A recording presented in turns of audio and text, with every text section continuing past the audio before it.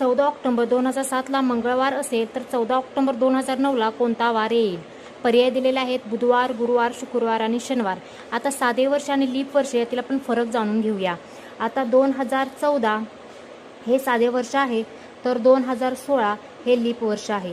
कारण 2014ला 4ने भाग जात नाही आणि 2016ला 4ने पूर्ण भाग जातो, म्हणून 2016 हे लीप वर्ष आहे. आणि लीप वर्ष हे साध्या वर्षानंतर 4 वर्षानंतर येतं.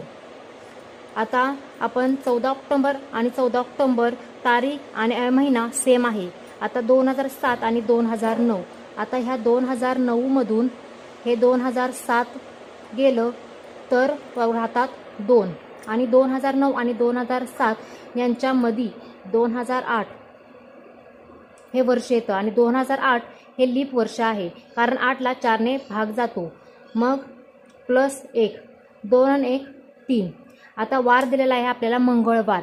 मंगळवार नंतर 3 दिवस जर पुढे केलं तर आपल्याला शुक्रवार हा वार येतो. म्हणजे 14 ऑक्टोबर 2009ला शुक्रवार हा वार येईल.